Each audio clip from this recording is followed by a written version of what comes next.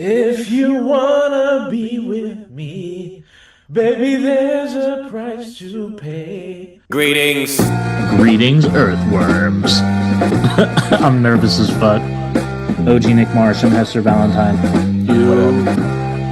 Please don't ask to be on a podcast if you're just like some guy. Yeah, you gotta drop a mixtape if you wanna come on. Why the fuck am I laughing so much? I'm going to be taking a blinker from the Benjamin. I think it would humanize you, actually. I never thought of myself as someone who needed to be humanized. There's really an Illuminati that I'm gonna expose to with this. Is Hester Valentine retired? You need the truth to be told. The fleshlight don't go deep enough? Who was that? Fuck it, I'll start now.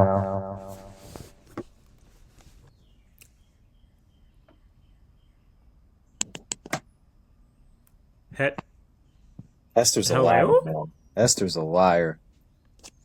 What are you talking about? He told me there was a different link this time, and it's the same link. I'm here before him. I can replace him. We don't, right? We What? can get it going. Let's get it going. You recording? Yeah, it's already recording. All right. Welcome back to Greetings, Earthworms. I'm your Whoa, host, whoa, the whoa, hold on, complainer. hold on. Joined today by our Hold on. primary guest, No, OG no, Nick Marsh. no. Hester's been fired. You'll be hearing a statement from us about that. Hester didn't even do all this, bro. He didn't give all this like formal speech. Like the only time he addressed the listener. Well, he needs to address probably the situation now. I mean, we're gonna have to do it first. all right. Well, This is okay. pretty serious. You're right. I don't You're know why right. you're laughing, man. Hester's gone. No, And we're gonna have to move on without him. But I've still got you as my guest. So, yeah, let's go ahead. What have you been listening to this week? hold on. I'm a bit confused. What did Hester tell you? Well, we fired him, right? Who is we? Well, me and you, the host of the podcast. You're asking me. We fired him, right? So you're not sure that you had this. Are you? It sounds like you're not positive that we came to this agreement. I'm just trying to have the viewers catch up. Well, I know I'm what not caught happened. up. So You what? I'm personally not caught up because as far as I do know that this conversation that you're describing never took place where we, supposedly came to an agreement that Hester was fired. I voted for you in absentia because you didn't show up to the meeting. I figured you'd understand that. Was just Hester at the leaving you meeting? out. What's up? Was Hester at the meeting? Well, no, it was about Hester. Who? So it was a. I I didn't show up to the meeting. host of the Hester was. podcast. You didn't show up, so I had to vote in representation of what I assume your opinion This was- was then. And It sounds like this is a meeting you had- unfortunately, It was a tie. I voted to keep Hester. You voted to let him go, and it came down to a coin flip, and he's gone now. So I'm sorry. So this is a. I wanted to keep him. meet. You fired him. This is like a debate you had with yourself. It sounds like. No, this was with you. This was with your opinion. What's up, guys? What's up, baby? How you doing, man? Okay, well, yeah. Anyway, Let me just. Nick, me and you will talk about this later. We didn't even need to. We didn't What are you need to guys address talking this about? anymore. I interrupted something? No, He no, was. I don't know okay. what the fuck he's talking about. I'm not gonna lie. We did the intro and everything, so like we're good to, Oh, really? to start the show. Okay. Yeah. Got it, okay. That's great news. It's good to know. Yes. We're in. We're So- just in this right away. Yeah, we're already rolling, folks. Let's today we are here episode this is the latest episode of Greetings Earthworms with myself and my co-host Hester Valentine, who is still setting up his mic right now. Right. But he is here with us, and he will be speaking up momentarily. Today we have a special... What? Let's continue. Sorry. Today we also have a special guest named Vale-Smith, who is a very talented electronic producer, is how I would describe him. I think that's appropriate. I'm producing shit electronically, bro. Yes. No arguments. And he also is a podcast host himself. That's right. The CD Smile Talk podcast. Did I get that name correct? That's the one. You got it exactly. Thank God. Yeah, and then let's try. Wait, I think I heard that. Oh. It's quiet, but I can hear quiet. you. Yeah. You're good though. Nice cut, by the way. Appreciate it. This better? Yeah, that's better. That's better. Cool. Yeah. Oh yeah, sure. Yeezus by Kanye West. I really enjoyed this record. I enjoyed it at the time it came out. I was probably around like 13ish. I remember it's like the first album I remember like pirating. Oh wow. Core memory, kind of event. Yeah. Like I remember like having to like search for it, and I had an Android at the time, so it was like harder to like pirate on those too. I had like, this as well. this was a phase of my life too. It was like just going through a lot to get to that fucking record. Sure. And as a kid, I was like, oh, I thought it was like cool. I don't know, like I think when I remember from that time, I felt like each album mattered more because of like the journey to get it on your phone. And you would kind of the journey to stealing it, like really. Yeah. it's just, Yo, complainer. So, Where are you at right now? outside. But let me check my window. Oh, fuck. There he is. He's complaining on my windy? window. Right behind you, yeah. It's about to storm. I'll head in soon. I'll mute myself and listen to the Hester talk. Sorry, guys. Genuinely. No, you're good. I appreciate that. Thank you. I think you should stay in the rain, actually. Maybe, that might be the kind of First ever podcast in a storm. When I was here with you right. guys in Co, it was raining too, and I was outside. It's it's tradition on this podcast. Sure thing. But Yeezus. I'm quite fond of this record. I think it's one of my favorite Kanye. It's amongst like my favorite Kanye records. But like, I pretty much all of them before Donda are pretty great. So they pretty interchangeable. Depends on the mood I'm in, how I rank them. Yeah. But this record is really cool. I remember like having an issue with like the lyricism at the time or whatever, like, and the older I get, the more I'm like, who cares? Like, it's like, I don't know, he's always like had silly one-liners and very immature, but I don't know, I think that like edgy Kanye is my favorite phase of Kanye, like, and not because he was like edgy, but it feels like this is like more true to him. I don't know. I feel like same for him. It's like more unfiltered. It's more like expressive and hostile kind of music because it's just coming from a very like animalistic place, Like and like even the things that like annoy me about his perspective, like New Slaves, for example, is like one of the most self-serving songs of like in this or like Blood on the Leaves, like sampling like that song to make it about like the vapid like Hollywood life and like how tiring. It's like but that's the kind of asshole shit that like we kind of grown it. Like in hindsight, it's like, oh yeah, this guy was telling us who he was the entire time. And there's like a nakedness about it that I really appreciate. I know a lot of people like critique it and say like he was like copying Death Grips and all these other like industrial hip hop acts before him, and I say I don't care. It's like it's still a cool record. Yeah. There's still some bangers on it. Sure. And I don't know. What do you guys think? It's Bill Smith, go ahead. The floor is yours. Yeah. Sure. Yeah. Well, so we Nick and I we recorded an episode recently. It didn't work out though, and we were thinking, okay, what could we do next? Blah blah. And then we started talking about Yeezus because it was my first ever OG Nick Marsh Focus Hip Hop review that I ever read was his Yeezus review way back when, and it was like hilarious. It's lost media now, though, apparently, but it's great, and it cracked me up. And he was just, I remember you were just slagging it off the whole time. I don't know how you feel about it now, but you were like not a fan, but it was really funny.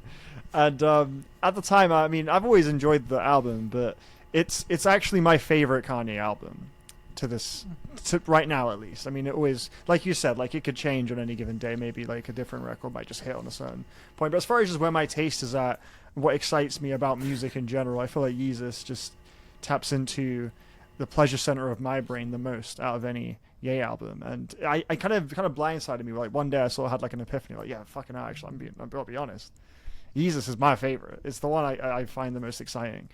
And for a lot of the reasons Hester was saying, you know, it's just very primal. It's like just an extremely expressive, monstrous kind of album. It's like, what just happened? No, it's fine. Don't worry about it. Yeah, I think every song is just this really weird, sloppily constructed, malformed little beast that feels like it only could come from the mind of Ye. Like the bass is oftentimes just a little bit unstable. Like the source synths are like fuzzier than they really should be.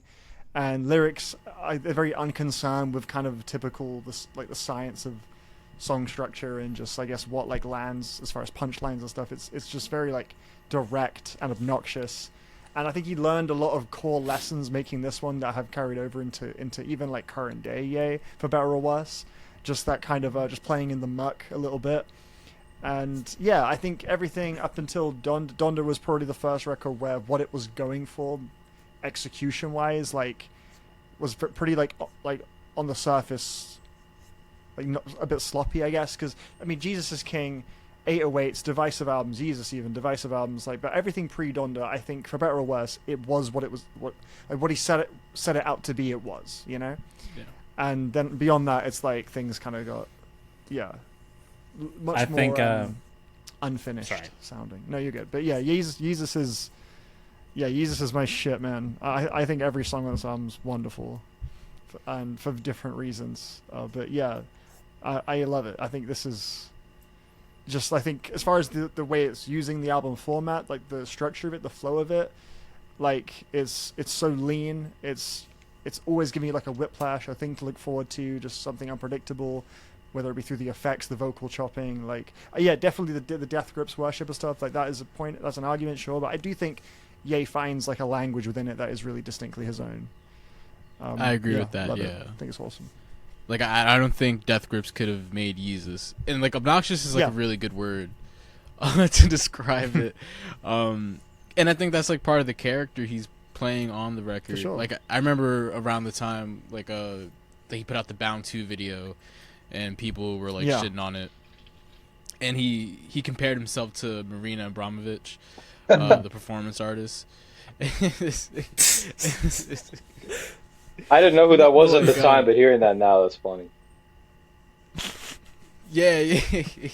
Like like I didn't know who it was at the time either. I was like 13, but now as an adult, like it made sense. And like you said, like that playing in the muck approach, like he kind of kept going with like he like allows himself in the expression to kind of be the thing, like yeah, like I think on his earlier records there's a lot of like telling instead of showing. I hear that, yeah.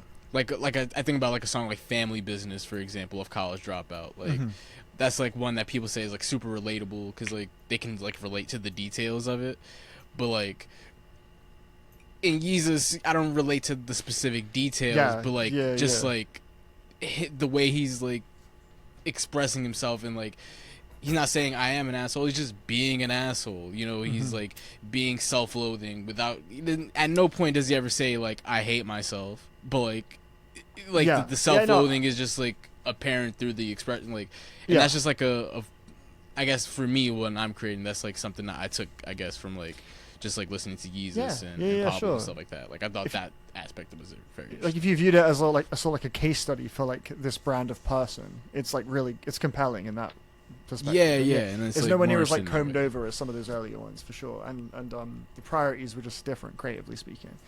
And yeah, and musically, I think this album just for me as well has like the most like exciting sound fuckery as far as just like moments that just tickle me, you know.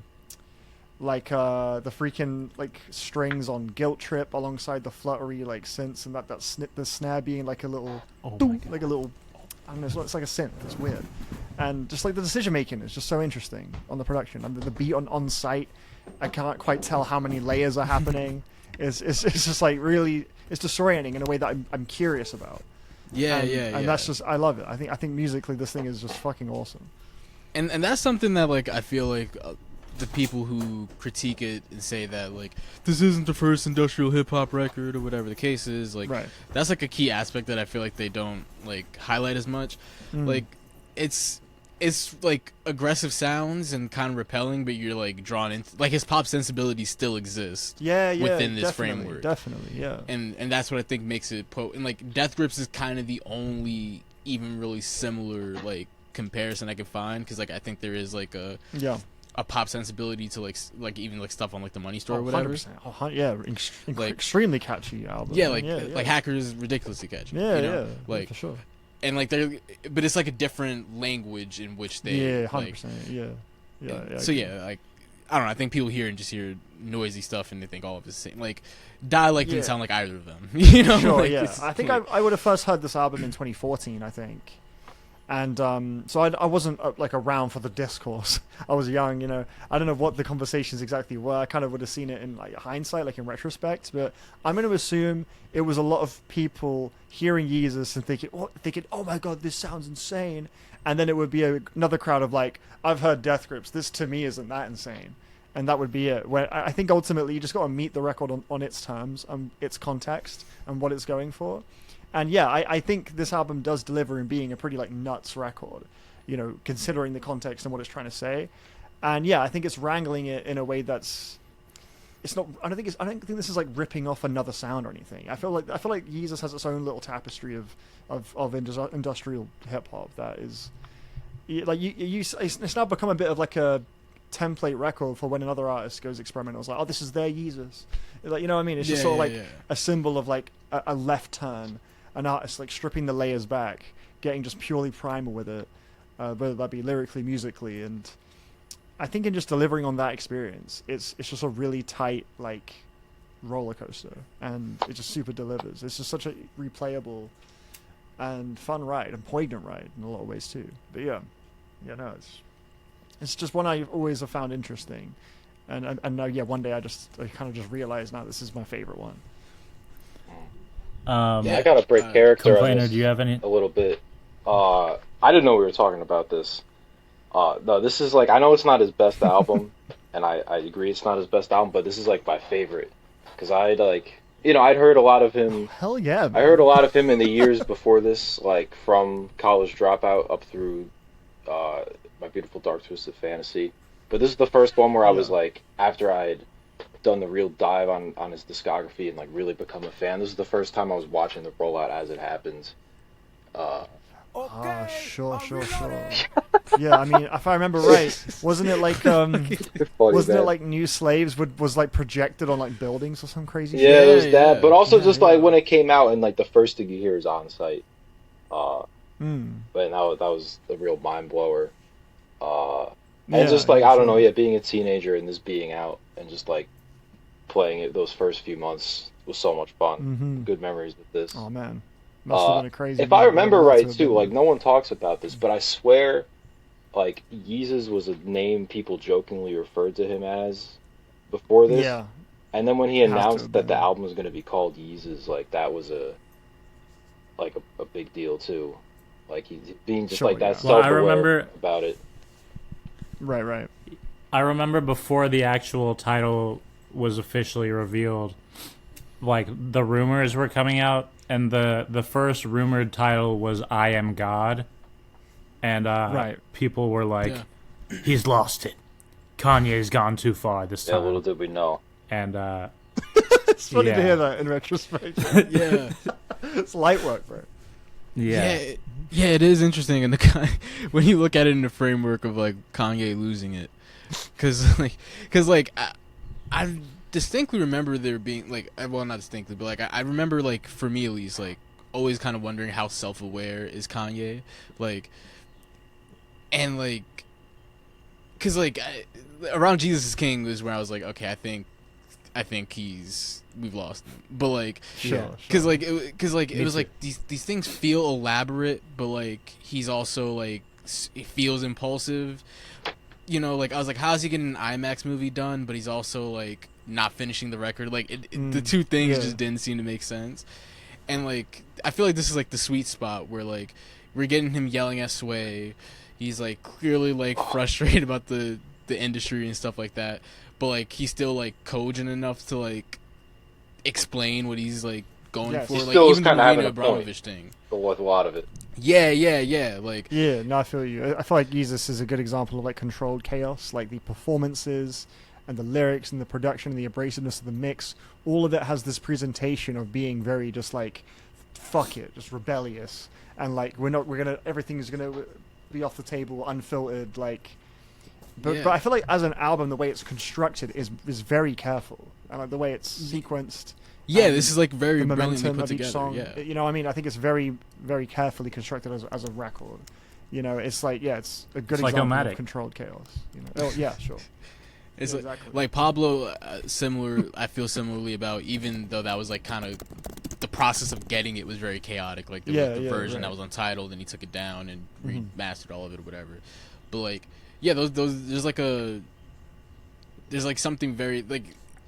There's like people who like wrote books about these records. I mean that might be a little much, but like yeah, they're like very like they're like put together like really well, and they're like trying like I feel like he's like sharing a very personal story in like these records, like again it's in like a way time that like capsule. I don't feel with his like College Dropout and Late Registration and Graduation. Those are great records, but like it feels like someone like, you know, trying to make like great hip hop record. You know what I mean? Like I don't know. Yes. Yeah. No. On Yeezus, he sounds like he doesn't give a fuck. Yeah. He's trying to. Well, he seems less concerned with how likable it's being presented, I guess.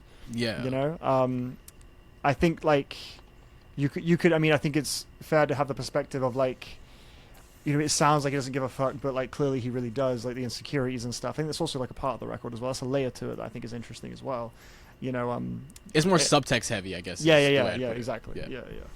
But no, I think generally like previously, Ye, I think the older Ye would have been very hesitant and nervous and like embarrassed about making something like a Yeezus, and at this time Yeezus, this was like, you know, all the gloves are off. You know, like there's a lot of just kind of moments that feel like a psychotic break, like the way he starts singing and how frail he sounds on certain tracks, like on Blood on the Leaves at the end, you know, with the auto-tune just kind of crackling. Like there are moments where it sounds like you're just hearing him in a moment of like vulnerability and confusion, and it's just coming through sonically first rather than like verbally, which I think is how something like that would have been portrayed on Late Registration. I guess, probably.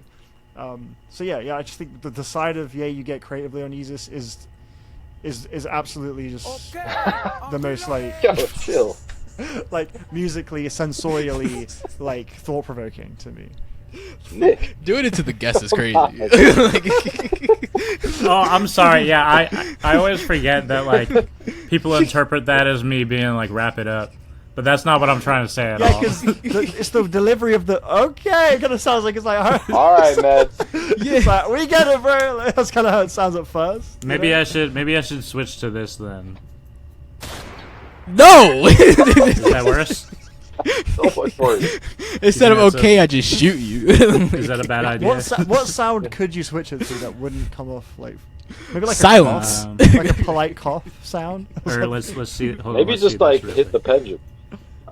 I think that one. Yeah, or just. You should get the what's it? You should get that. That'd be good. Actually, Complainer's probably right. No, I mean like for the comedic value, like 100% keep it. No, I think I think it's great. It's hilarious. If anyone's on here, they haven't listened to the pod enough to know that that's what that means. Then fuck them. Right. Yeah, that's a great way to first come across it. Just have no context. Like, what the hell is this? That's perfect. I think I did that to Co. Yeah, Nick, right. I would love to know like where you like, because I know you did not like it at all when you reviewed it.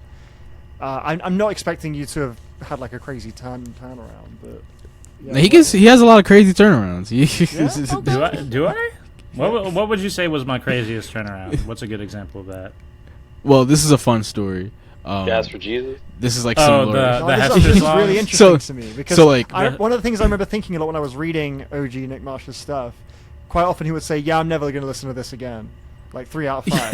That's something he would say a lot, and I was always thinking, like, well, why? Above average. What if it grows on you on the reels, you know, on a re-listen? Sorry, because I've had a lot of albums to where at first it was like a 5. But I've kind of understood them at a different time. So yeah, I don't know. I mean, Nick maybe has a different. Okay, some rap songs. That's got to be what you're talking about, Hester. No, I'm so. A long time ago, maybe 4 or 5 years ago, like Nick reviewed like one of my records, and gave it like a D+. Okay. And then like I repackaged, and by repackaged I mean just like I took the song down and waited a couple years and re-released them like with other songs. And we did like a 2-hour like sit down where we went through the songs, and he was like highlighting the songs that he shit on 5 years ago as some of his favorite like work that I've ever done. And this is wow. Yeah, that was I realized this like after I posted it already. And I played it straight the entire episode. Like I made no mention he of didn't it. he didn't point it out to me, which was pretty funny. I'm glad you didn't actually. It would have been. You probably could have brought it up like at the end. That would have been interesting. But I mean, it's funny. I take my W's in silence. You know? Yeah, that's funny. With honor, bro. You could you should have said something like really disrespectful about it and then left immediately. But how do you feel about Yeezus now? I dislike it even more, to be honest. Fuck off. Yeah. Really? No, Because, like, when I remember when I did that review... Sounds? Yeah. Even when I did that review, I didn't like the album, but there were a few songs on it I really liked, and overall, I said it was mediocre. Very mediocre. That sounds about right. Yeah. And there were just some songs I really hated. Sure. Now there's only one song I like. There are a lot of songs I think are very solid. Yeah. But like I just would not have the desire to hear again. Sure. And then 2 of the songs like back to back, I was just like I fucking really hate this. Which ones? Hold on, let me guess. Okay, maybe Guilt Trip, Send It Up. Guilt Trip was the one I like. Oh yeah, yes, you're okay. You're a hero for that. And that one gets often called the worst song. I agree. Which is I think is ridiculous. That song's incredible. But yeah, so probably I'm in it. I know you probably hate that one. And Hold My Liquor, I'm in it. Maybe those. Wait, hold on. I gotta pull up the track list real quick. Yeezus. Send It Up is such a banger. So great. I love that song. That's probably my first time hearing Arca, right? That was an Arca beat. Yeah, that's Arca production. Yeah. Oh, Who's shit. the voice at the beginning though? I can't remember who that was. I'm just send this bitch up, it can't go down. That guy. Who is that? That's not King Louie from Chicago. King Louie. Okay. Oh yeah. Yeah, they sound incredible on that song, man. King L is also on. Oh yeah, no, that's the first delivery. verse. It's fucking beautiful. Yeah. Was it? Yeah. Is it Hold My Liquor and I'm in it back to back? No, Hold My Liquor's cool. Oh no. But, I'm in There's only it 10 songs. I'm in it. I'm in it. Yeah, I'm in it. Leaves. Has to be one of them. You gotta keep saying he likes every song. Let's get out with it. Blood on the Leaves is actually probably my least favorite song now. And it's funny because that was one of the ones I liked back then. Yeah, that one was sort of like the darling that all the critics praised, if I remember right. But even back then, there were things I hated about it. Is it such bad taste? Sure. It's funny that was like. That's like looking back on it, I can't believe we let that happen. But Kanye's good for that. Kanye like, Kanye got away with a lot of shit. I'm the Black Malcolm X by any genes necessary. Like he kind of he's been. I don't know. That's a whole different level of like. The Blood on the Leaves sample is a whole different level of crossing the line from by any genes necessary. Like that's clever enough to like. Yeah, it was also kind of all at the time. Like I guess the first 3 Ye albums, it sort of presented in a way that feels a bit more like tongue in cheek, I guess. So moments like that feel like like that's a good little thing. Whereas, I guess like future Ye albums are more. they have this kind of snarling bitterness, and it's like easy to sort of see it as like an ego thing because you can clearly more clearly tell that's what it is. So it's like you kind of push back on like you think the that's thing okay, with like, you know? Hold on. The difference between the by any genes necessary thing is when I hear the Malcolm X line, I roll my eyes, and when I hear Blood on the Leaves, I want to tell him to go fuck himself. Right, there you go. Yeah. Yeah. So it's like different levels of severity, basically. Yeah, no, I agree. You're right. But honestly, I just actually don't like how it sounds. It just sounds bad to me. Sure, that's fine. Like the horns that come in sound really bad to me, and yeah, they're like stock horns. They're like MIDI stock horns. Yeah, and they're distorted as fuck as well. The like vocal riffing at the end is, I think, actually my least favorite moment on the whole album. No, it's pretty grating. Like, it's just unlistenable for me. Like I'm just like there's no.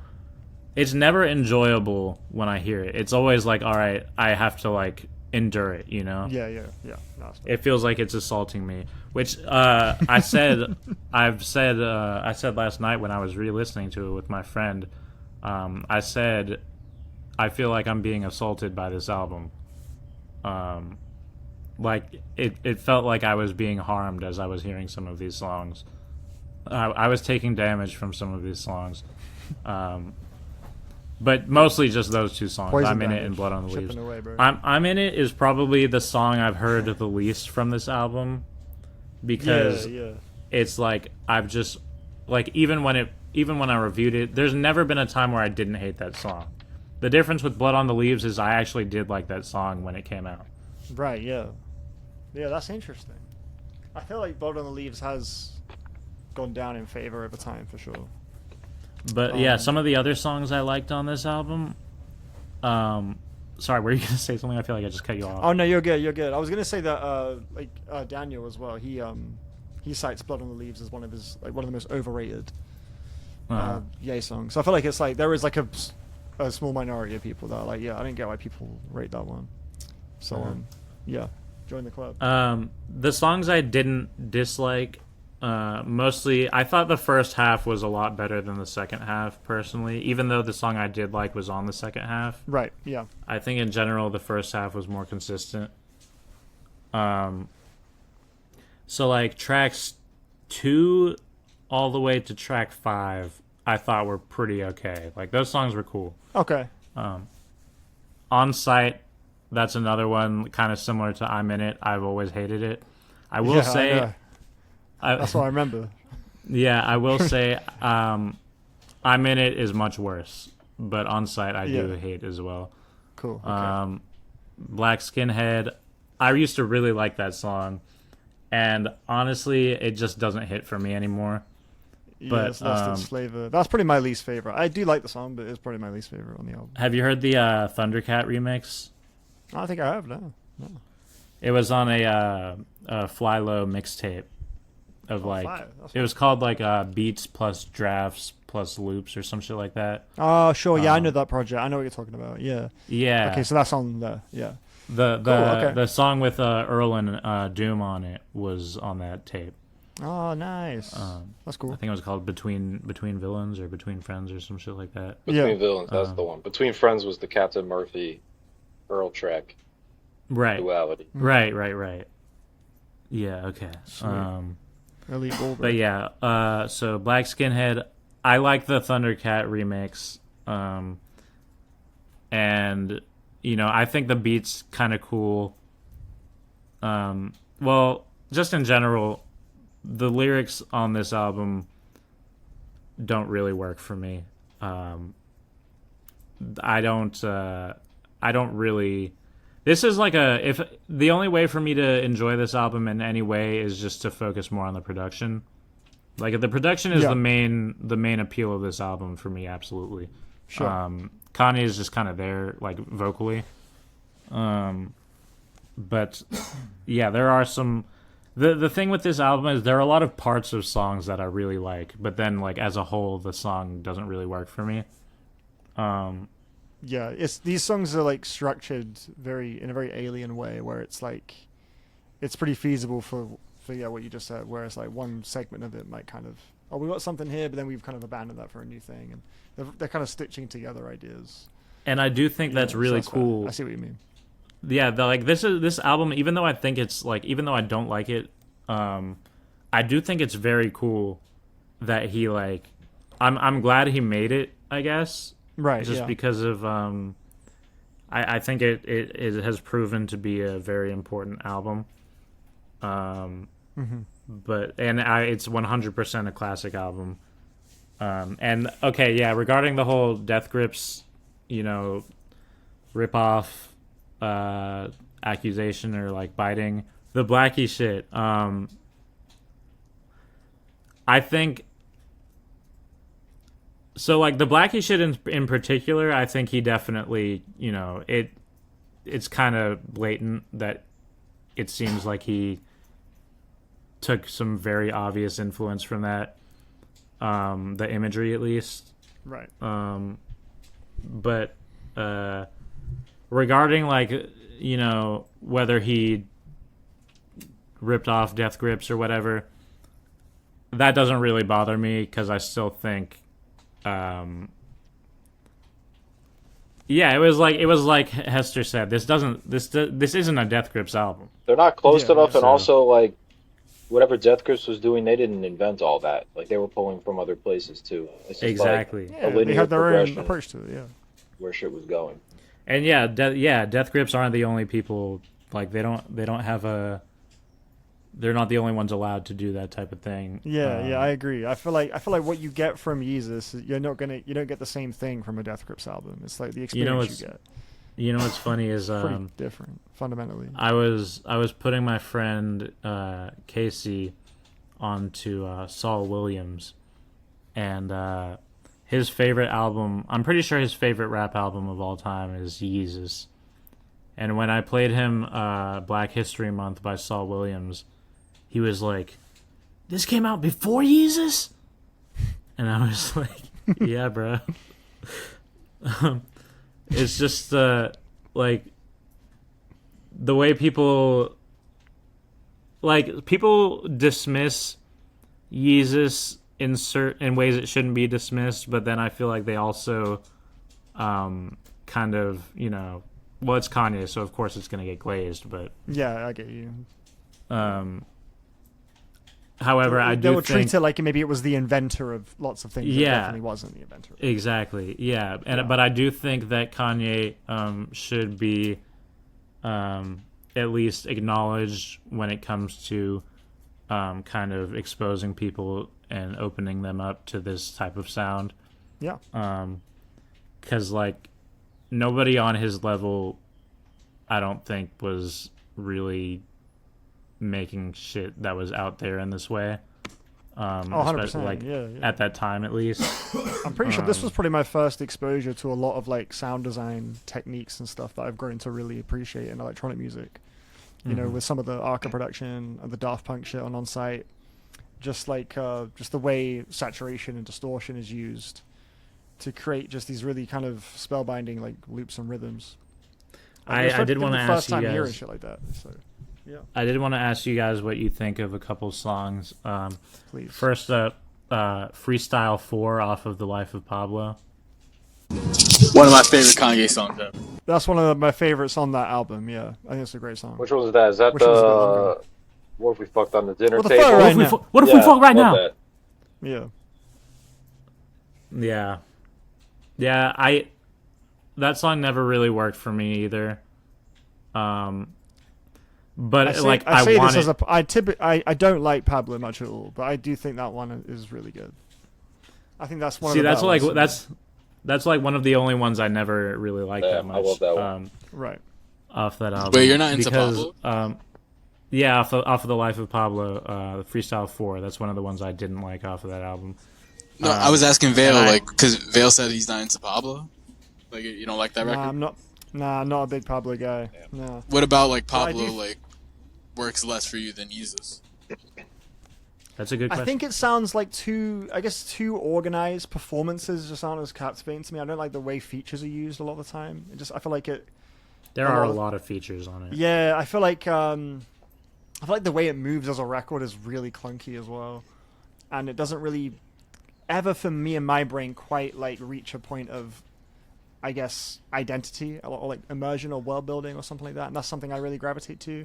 And if we're just talking like song for song, like it's just a lot of songs. I just think when it comes to hooks, performances, verses, I just think are pretty subpar for Ye. I mean, there's a couple great ones, but yeah. Freestyle 4 though, that's a song to where like when it comes in with that like synth siren thing, it's like a fucking horror movie with that like string thing. It's like really emotive right away, and just like I'm visualizing shit, and it kind of trickles in those layers, and Ye's performance is just really like just darting around. It's like a really interesting song to me, and I do enjoy it quite a bit. I wish it built more on what it was doing, because I remember it being a pretty short one.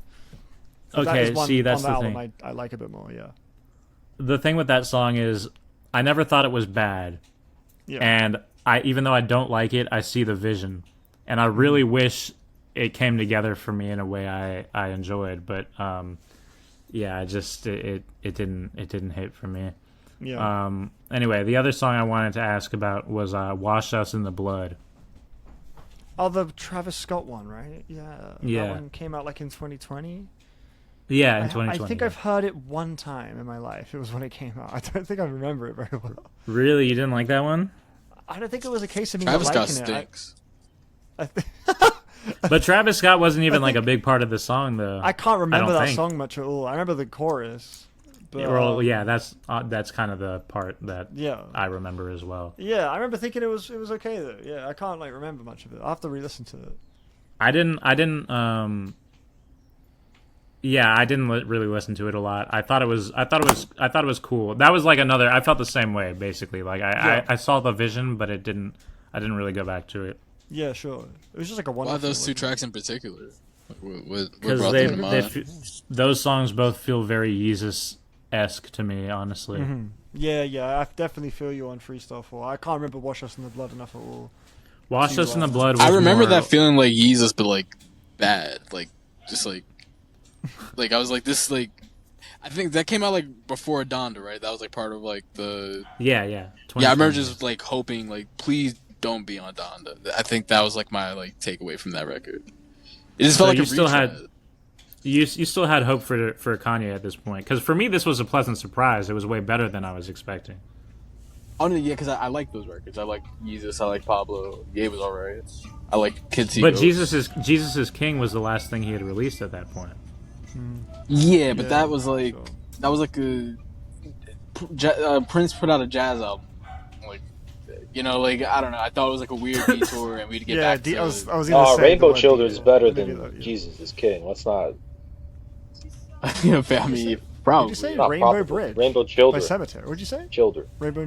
That's the one you're talking about, right? The Prince album? Yeah, like There was a all few of them. instrumental. right. That's the first one I think of. I mean, there's like a billion projects under different names, but that was the one that was like Prince. Like an instrumental album, if I remember Right. I see. That's no Jesus is King. Jesus is King is like. That's a bad record. That is really not good. Jesus is King. I hated that album so much. And I wrote a really negative review for that album. I was probably people were mad at me for that. Yeah, really. Like not I mad, guess, but they left rude comments on that. Oh one. yeah, I mean, well, like just the Ye hive, I guess. Yeah. But He yeah, no, he that said one God was, told him just, to was mix it. really that way. sloppy. Like, yeah. He said God told him to mix it the way it was mixed, and I never understood what that meant. Like, why did God tell you to bury the message? Like, I don't know. What was the last Kanye album you enjoyed? Pablo. Donda, probably. Yeah, I would say Donda. I enjoyed Donda overall. It's definitely got plenty of filler, but I think it has some of his most like moving tracks ever. I think there's like a couple moments of just genuine excellence on there, but yeah, no, I would say I had a good time with Donda, all things considered. You know, not like it's like kind of in that 6 out of 10 range where it was just a very sloppily constructed album.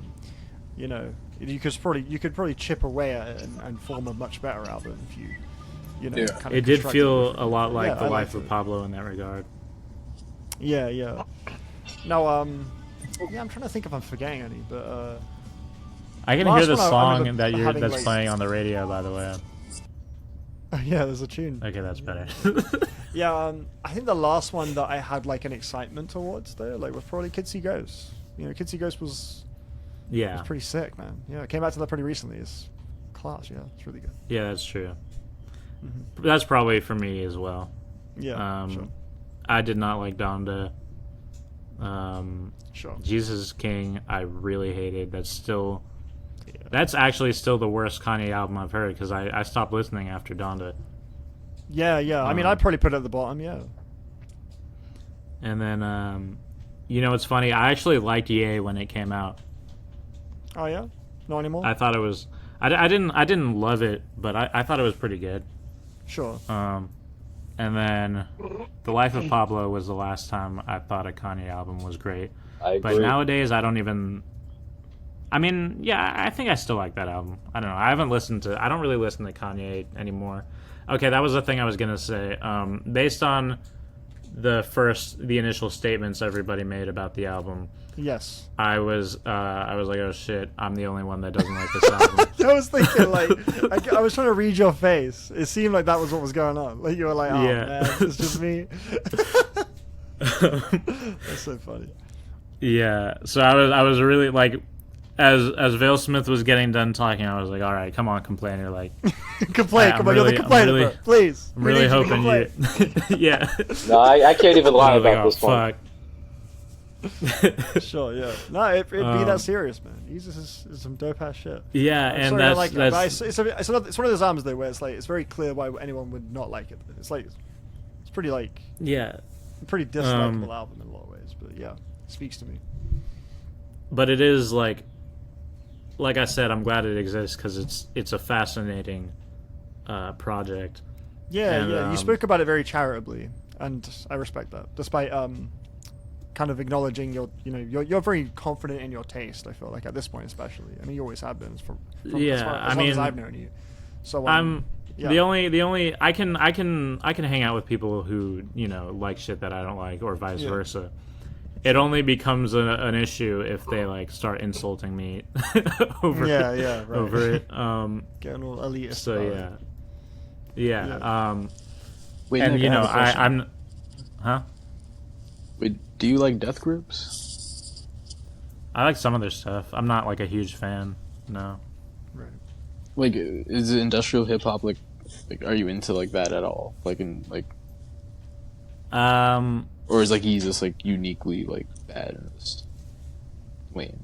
It's a mixed bag for me in general, I think.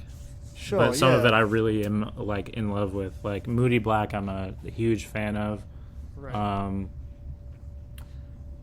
Other than that, I don't know. For me, it's hard to tell the line, like tell what counts as industrial or not sometimes. But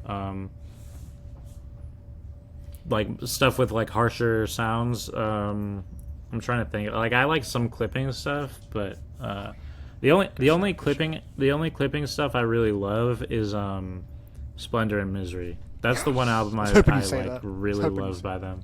It's a great album. Yeah. No, what would you say are like kind of the touch points as far as what you ideally like in your favorite hip hop? I guess like is there like a priority list as far as like just like lyrics, hip hop in production, general? Yeah, like what kind of are the things that typically would be the thing you're looking for most? I guess like introspective storytelling or like wacky crazy production or like mind bending.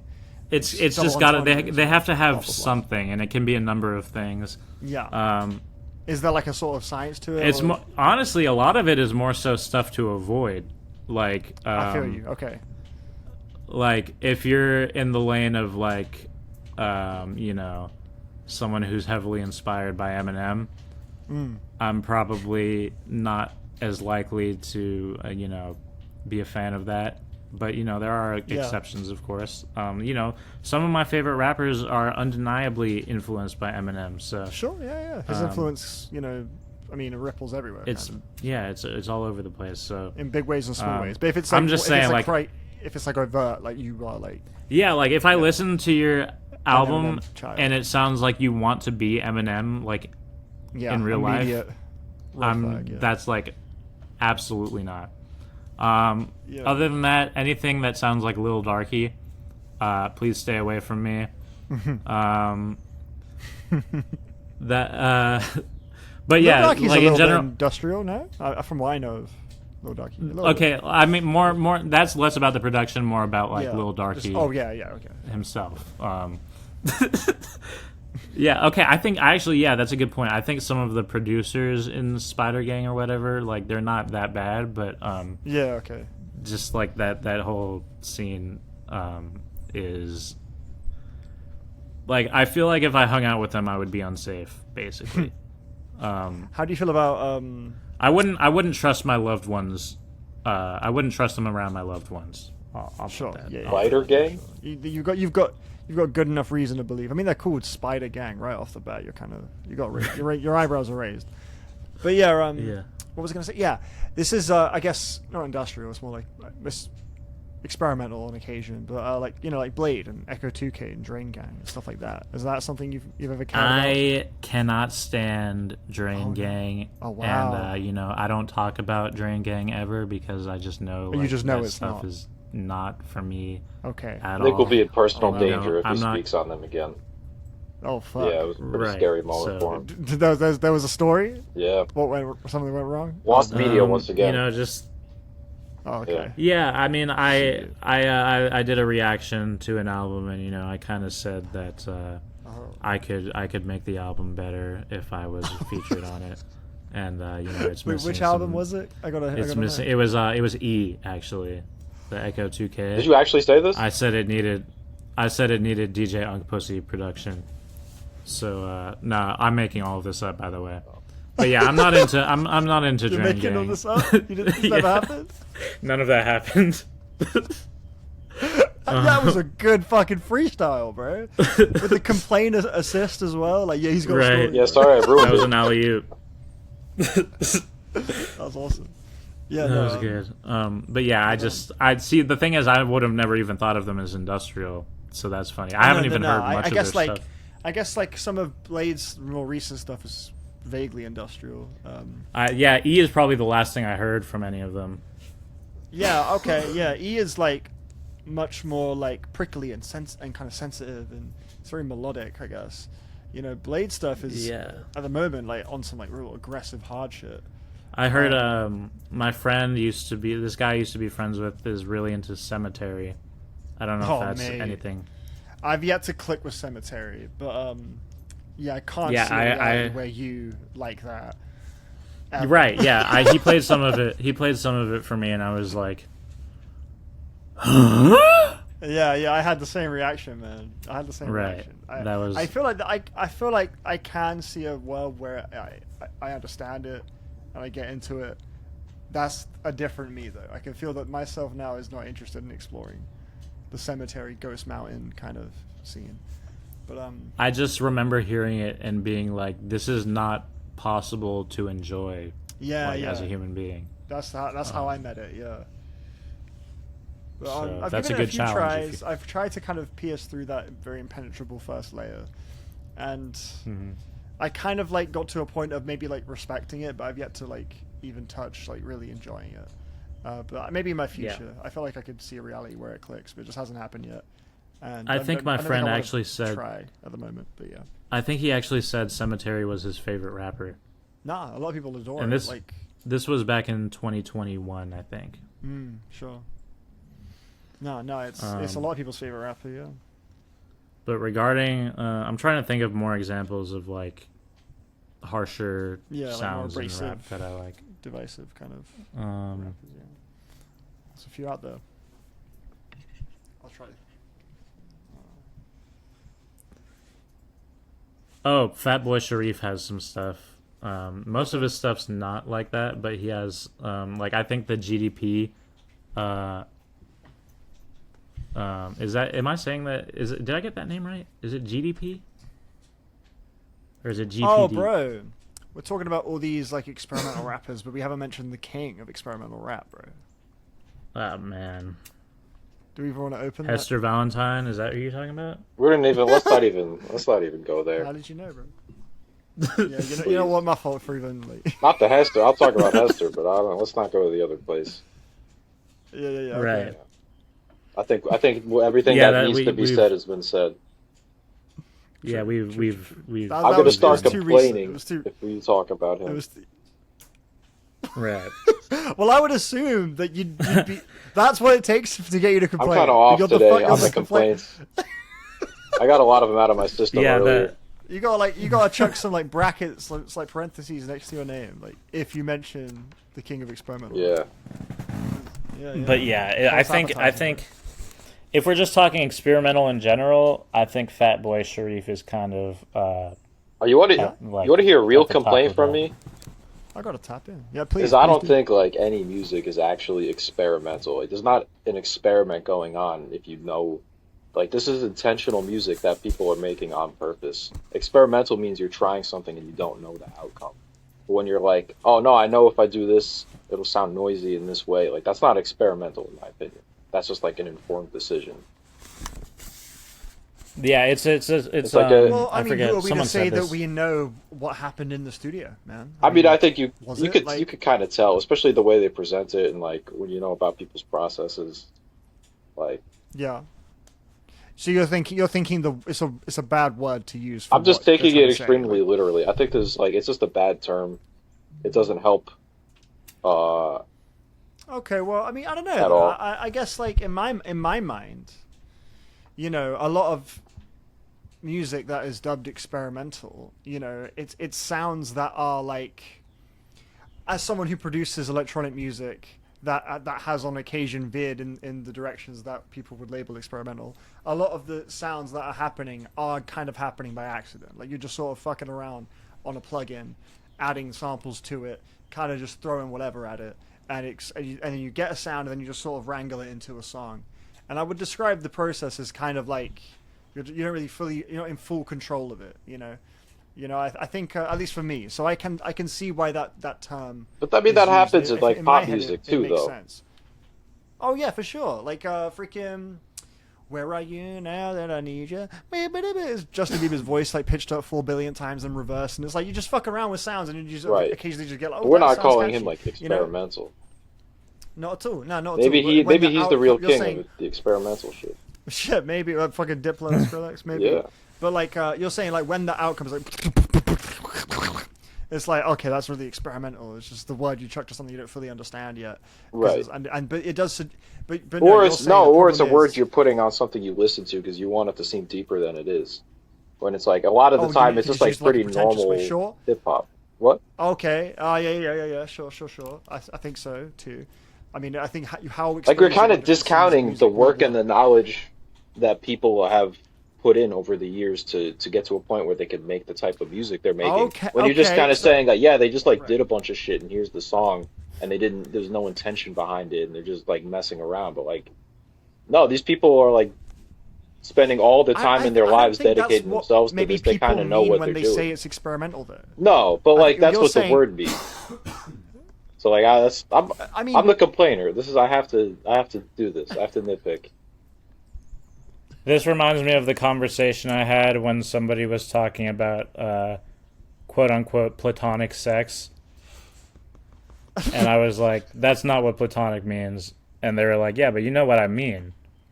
Is it not? What and I was like, sure, but just like yeah, I don't know if I'm in full agreement that experimental is concretely defined by what you say it is, in the sense the way it's like it has to be someone doesn't know what the fuck they're doing, and they're just like. No, I'm not saying they don't know what they're doing, but like, I don't know.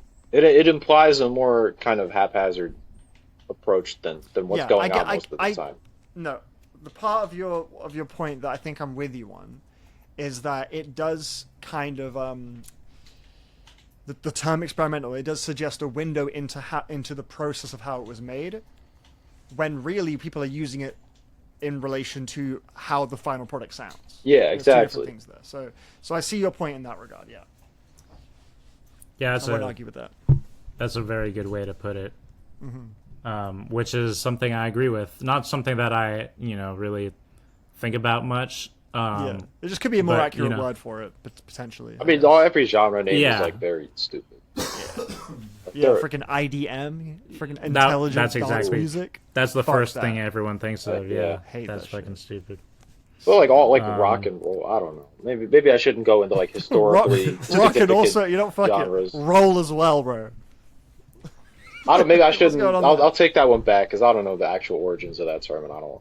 That could be a better meaning.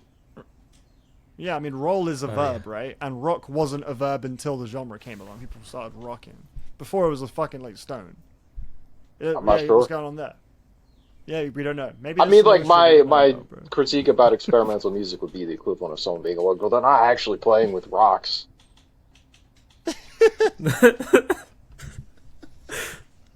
That's good. I wanted to ask you guys real quick, unrelated to Kanye and experimental music and all that. Mm-hmm. The Game or YG? The Game For and me, personally, YG. I think I'll go with YG. Personally, I'll go YG. Okay. Complainer? I don't have an answer for that. I don't know. Okay. Yeah, I've not heard a lot of their songs. I've only heard like a few albums of both, but I really like Still Brazy by YG. I think it's a really good album. Mm-hmm. So you've heard at least one album by each of them? I've heard two from both, I think, actually. Okay. I heard Still Brazy and the one he followed that up with, I don't know the name of, off the top of my head. And I've heard the documentary 2. Uh-huh. And 2.5? I've heard... Oh, I have heard 2.5. Oh, I've heard 3 then. I've heard 2.5. Okay. And I've heard, I think it's like 1992. It was like around the same time. Okay. Yeah.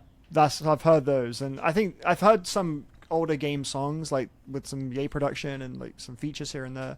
Mm-hmm. I like his voice a lot, but I think YG's just like ear for just songwriting and just hooky moments when he's on his A game is really good. Just like his ability to bring a team together, put a song down, like just his ear for like what works with what, I think is a little stronger than the Games. The Games, I think, has a bit more of a rigid, narrow view of what a hip hop song can be, and I think he's a really good rapper. But I'd be more interested in hearing what YG would come up with, I guess. I'm kind of weighing it up that way. I see. Yeah. I feel like the type of YG song, like all the YG songs that I really like are kind of like all very similar songs. Yeah. And I just feel like I get more diversity from the Game, actually, to be honest. I'm at least pulling sonically. from a narrow pool, so maybe I'll agree with you. Like I wouldn't expect I wouldn't expect the Game to be as vulnerable as YG was on that one song that came out a while back. Sure. You probably know what I'm referring about or like talking about. I'm not sure Maybe. if I do, to be honest. But, He made a song about being sexually assaulted as a child by an older woman, basically. I see. And Heavy. it got it was like very I don't think I listened to the whole thing. Right. And it's not because it was like this is gonna sound so fucked up. I didn't actually like the song that much, but I mean, it was. It's a different thing to like, understand what the experience was. And right. It's another thing to enjoy the song. I had the same thing with Fiona Apple's last album. She had a song, where SA was a subject in it, but I thought the song I don't like it at all. But yeah, I felt what she was expressing, but enjoying the song is a different thing. So another less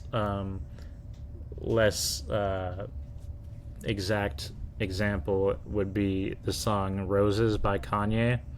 I actually don't like that song at all. I appreciate the emotion behind it and like what it means, but it's not actually enjoyable to listen to for me at all. Okay. Yeah. I actually say it's one of the weaker ones on Late Registration. It's one of those ones where when I hear the record, it's like for me it's a good moment in the album, like pacing wise. Emotionally, it's a stirring moment. It's effective, but you're not going to catch me seeking it out. I think it works for like the narrative of the record and stuff like that. But yeah, I would say if I were to like tier list it, it's fair enough. It's probably a lower tier Late Registration tune. But like it's still I appreciate it like from a writing perspective. Yeah. Sure. So that's how I felt about that YG song, and Right. just like that he would even do that, you know. Yeah. That's actually. I mean, from what I know YG to be, I consider YG just like the West Coast bop guy. You know, that's kind of in my brain. What he's supplied for me. You know, I think he's really good with hooks. He's got like a very commanding vocal presence, and he's got some kind of choppy, like interesting flows sometimes. You know, and a good ear for production. But I've never like perceived him as like the soul-bearing, introspective, you know, taboo subject.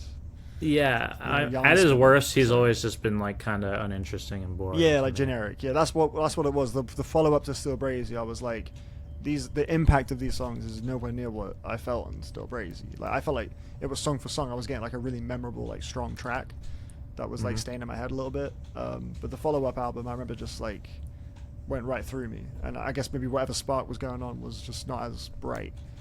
But I heard some of the singles on his most recent one were quite good.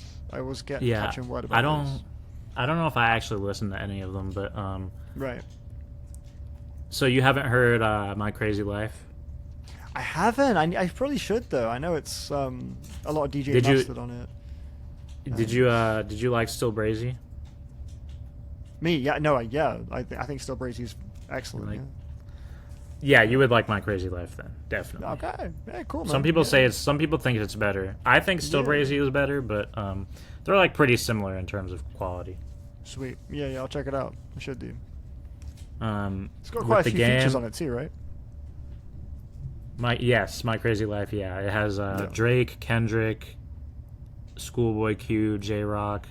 Beautiful. I think Ty Dolla $ign probably. Nice. Yeah, he's always there. He's always rocking up.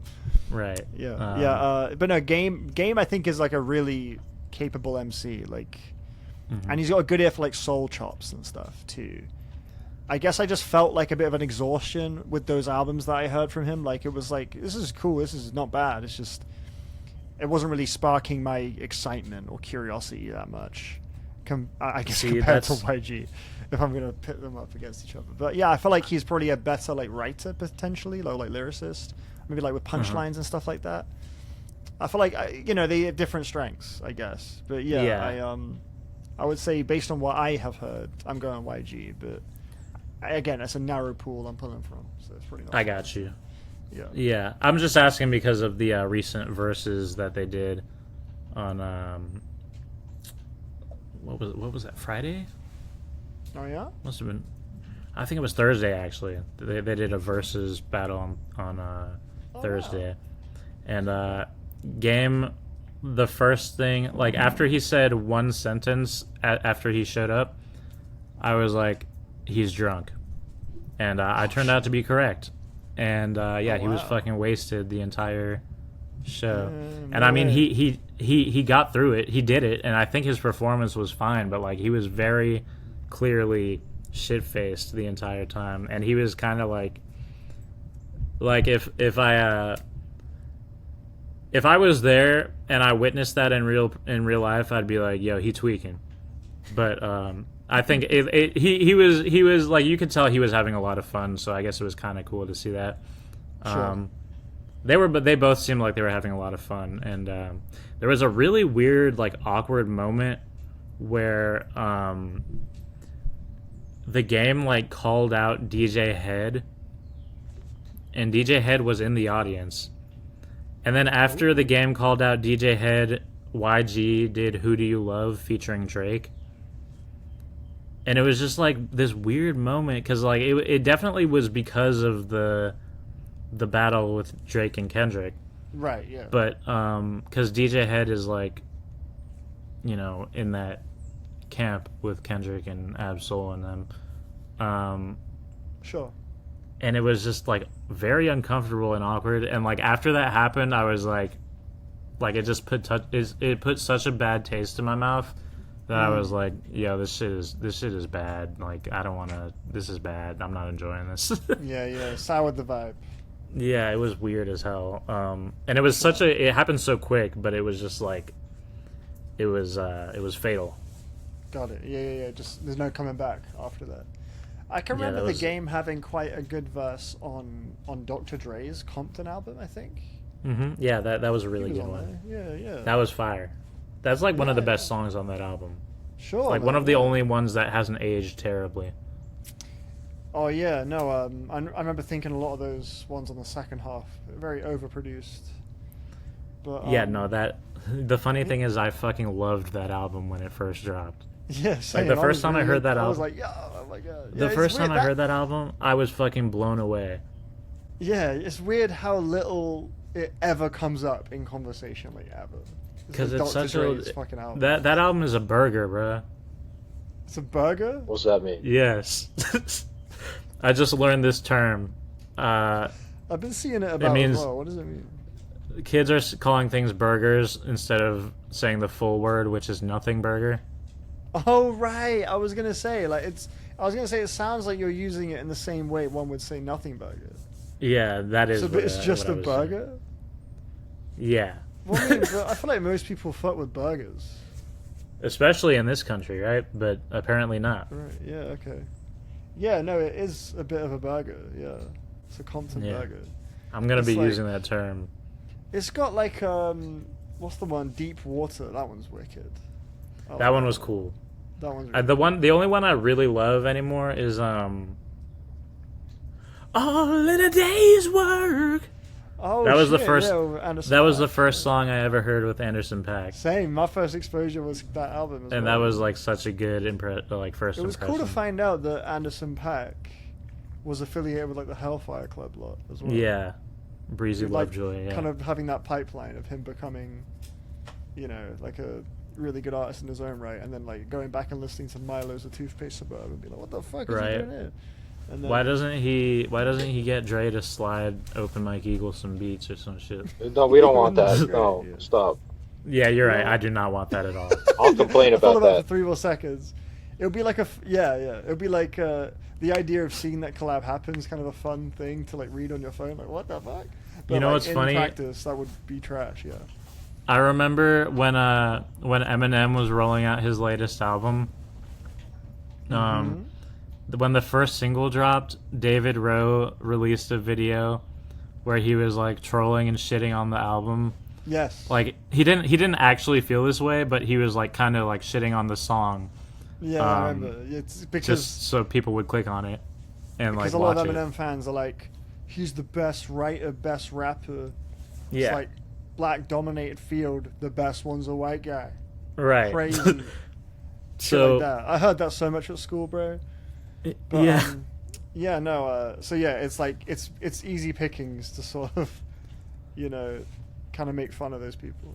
But the thing is, when he uploaded that video, he was just joking, and he was the one giveaway that gave it away to me was at the end. He was like, "Why doesn't Eminem work with better producers? The Alchemist, Dr. Dre is right there. Kenny Siegel, guys like this."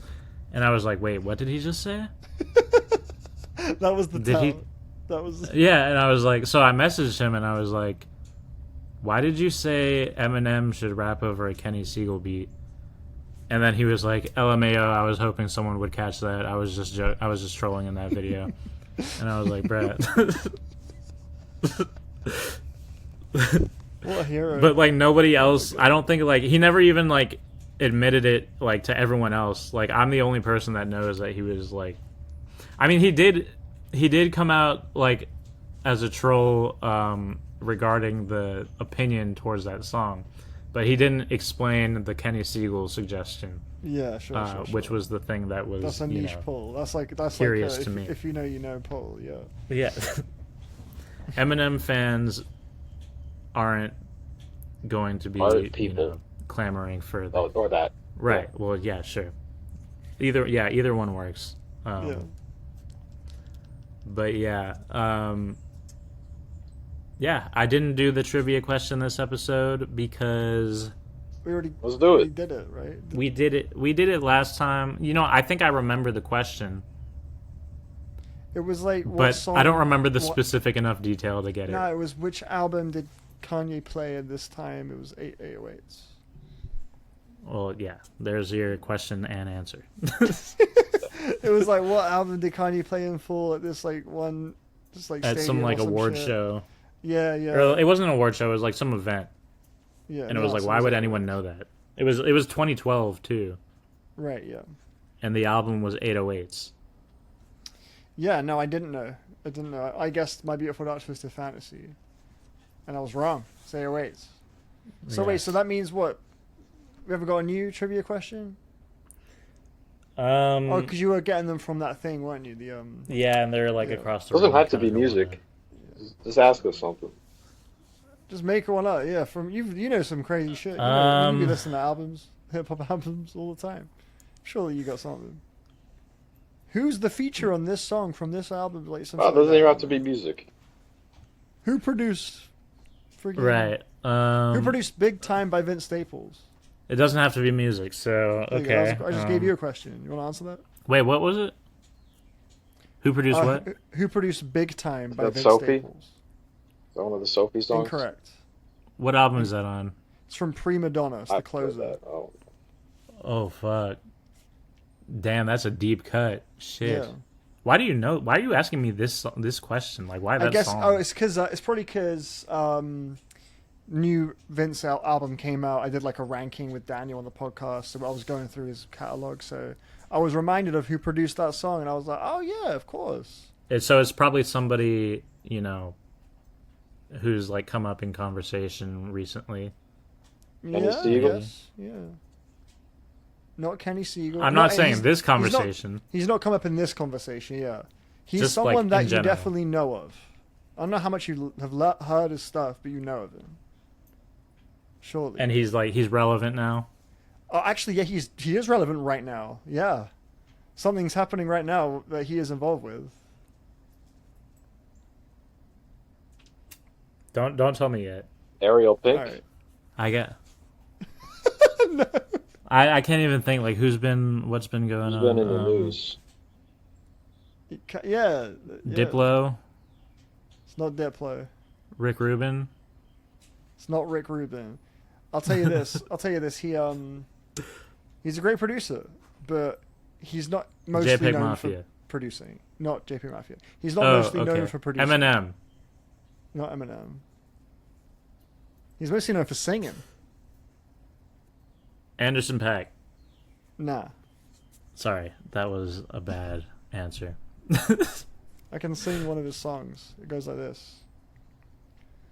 Part-time love is a life round here. Do-do-do. Dum-dum-do-do-do-do. Dum-dum-dum-dum-dum.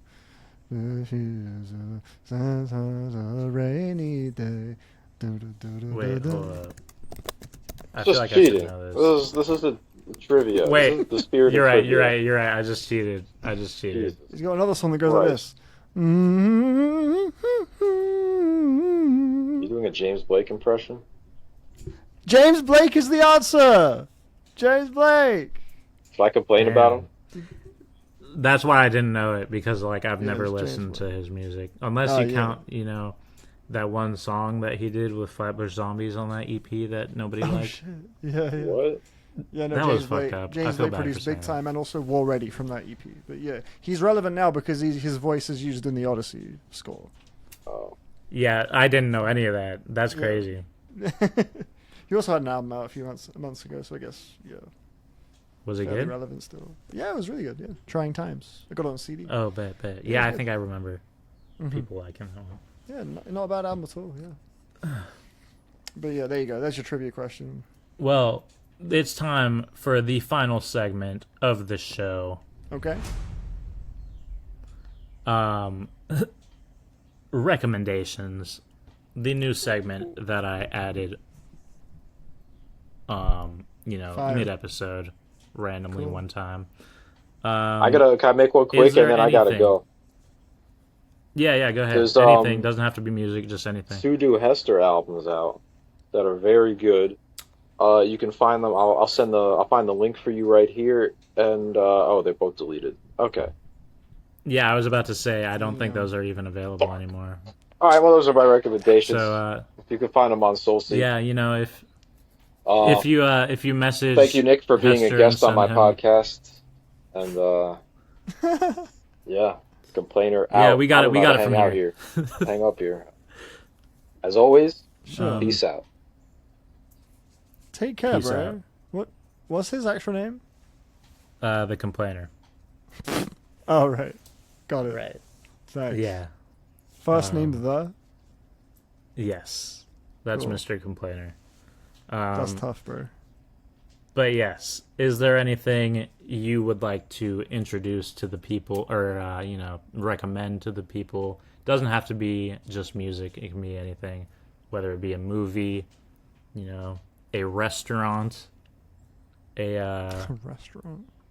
a hobby that you suggest people try. I can check out a restaurant I'm pretty passionate about right now, actually. Okay. You have to come all the way to Maidenhead to fucking middle of fucking nowhere. But it's called Sauce and Flour. There's a great restaurant where I live called Sauce and Flour. It's absolutely tremendous. The bruschetta is fucking silly. It's actually... I'll go there just to have like a bunch of bruschettas, bro. It's got an amazing arrabbiata pasta. It's a pasta place primarily. They got other shit too. Okay. Cool. Yeah, tremendous pasta. What's an album I can check out a recommendation for, man? I've been really enjoying Black One by Sunn lately. It's probably the scariest album I've ever heard in my life. Sunn, that's a band, right? It is atmospheric drone metal. Trying to get in my metal bag right now. Yeah. And I had a very terrifying experience with this record the other day. It was awesome. It's really like kind of if you feel like the album shows you its hand well before it actually does. It's very good at kind of lulling you into a bit of a trance. It's very subversive. I think it's really, really engaging. And it's given me a bit of a awakening moment with this band. I've always enjoyed them, but they're kind of fucking really clever at song structure, just using just drones and guitar feedback sounds. It's really cool. Mm-hmm. You said you were scared. Yeah, I was very scared. I found it very scary. Just like the sounds were like creepy, or they were like freaking you out. Yeah, it's like it kind of builds this very like imposing wall of sound using these kind of guitar screeches and some of these kind of distant vocals. It kind of feels like it's pulling from a similar line of thinking to like I don't know, like creepy wind up dolls or some shit, like that kind of aesthetic a bit, but like as if it was just getting plunged into like loads of kind of hellish whirlpools of guitar mush, and it's pretty like fucking haunting. I loved it. Just That's compositionally, cool. It's very well equipped to kind of like give you those kind of creepy chills. So you were actually like fucking like scared. I felt fear. I felt I was just like locked in. I felt like very in like a grip with this record. That's like I'm stuck. I have to like pausing felt like an impossibility. That's cool. I always find it really interesting when that emotion of fear is elicited by a song, because that is very rare. Yeah. The best example I can think personally is more of a jump scare. So it's like more of a literal thing, but the song. Have you ever listened to an album? Hold on. Let me make sure I get the title right. It's one song on this album. Right. The album is called "Floating into the Night" by Julee Cruz. Oh, great album! That's great with the Twin Peaks. Yeah. On the last track, yeah. It's like the closest thing to. Well, hold on. I think it's either the song "Into the Night" or "I Float Alone." Yeah. But I think it's "Into the Night." Towards the end, there's like this sudden crescendo, or like this like instrumental like flare, or I don't know how to. What's the term? It's like this sound, like a little that flourish. A little flourish. Yeah. It's like the vibe completely switches up, and it's like the image I have in my head is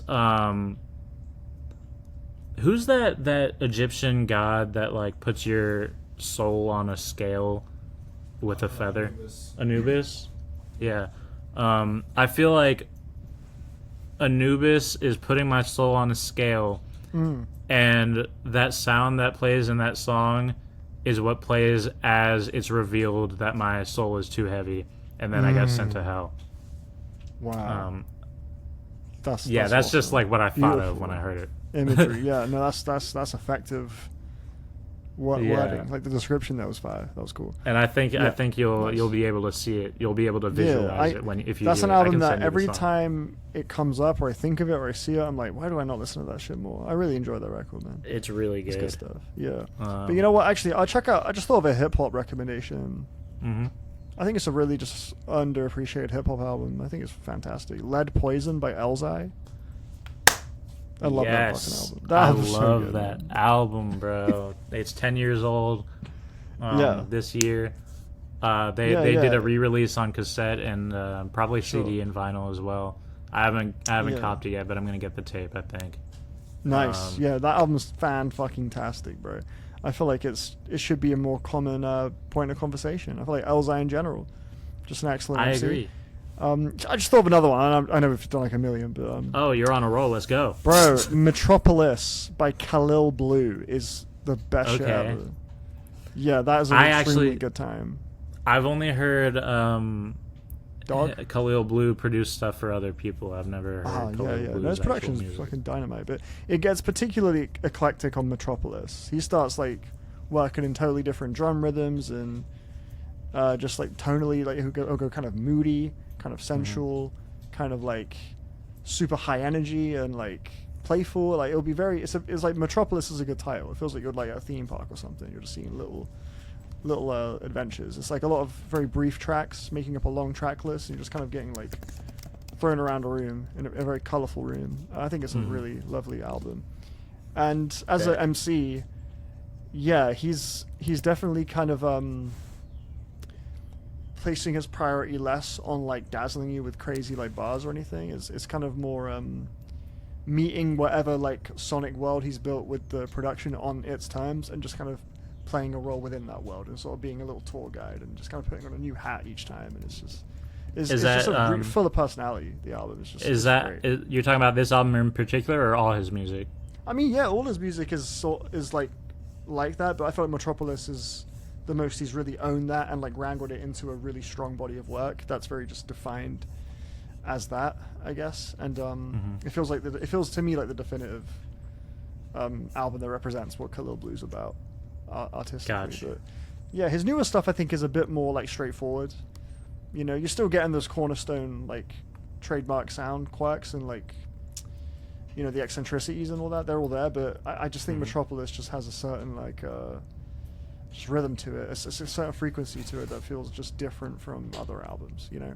So yeah, Metropolis by Kahlil Blu and Lead Poison by Elzhi, some just underappreciated rap albums. Got you. Is Metropolis the newest one by him? No, it's his second album. He's got 4. Oh, okay. So he's had a couple since, newest one just came out, yeah. I think it was 2022. What year was the Metropolis? Okay, 2022, yeah. All right. I actually didn't have in mind what I was going to recommend ahead of time, but I looked to my side and I see Still Sober by Khalil Nasim. Okay. Another Khalil. That's cool. Yes, Khalil Nasim, rapper, producer out of Raleigh, North Carolina, I believe. Amazing. I picked this up at his listening event on Friday. Ever since Friday, I've been doing a lot of shit. Like, it's been very chaotic, but sure. Yeah, this is an album, a follow-up to an EP he released like a year or two ago, and this is easily his best album in my humble opinion. All right. It's also physical only, so it's not on streaming platforms. So I'm trying to find it as a futile effort. Right. Yeah. So how do I hear it? How do I go buy the physical? I'm actually checking right now to see if it's on his Bandcamp. Let me see. Yeah. Okay. Because like I don't even know if it's like technically out. Oh yeah. Okay. Because I picked it up at his listening event, but I don't know if it's like for sale anywhere else yet. Here it is. Actually, oh, it's on. Okay, so it's on Bandcamp. Actually, you can buy it on Bandcamp, and it's like you can listen to it on Bandcamp. It's not physical only. Nice. Okay. But it's not on streaming platforms. So. Cool. Perfect. Yeah. Well, no that's worries. that's great. Good. So I can share it with people. Cool. Yeah. And yeah, like I've met every single person that's featured on this album. Really? That's great.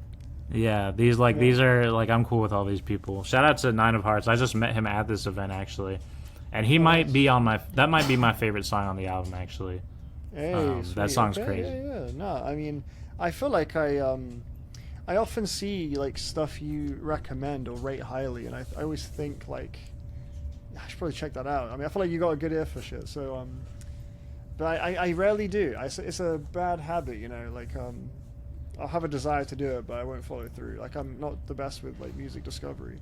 No, at this point, like when people recommend me shit, since I know I might not actually listen to it, I just add it to my library on the spot as soon as they tell me. Sure.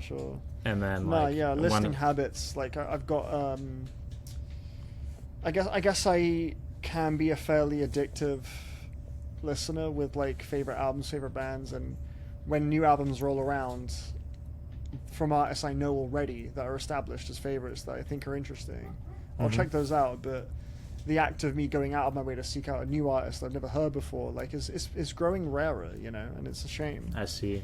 So yeah, because I mean, there was a period like, sorry if you can hear my dog barking, but oh no, you're good. But yeah, there was a period like I want to say 2018, maybe 2021 for a bit as well.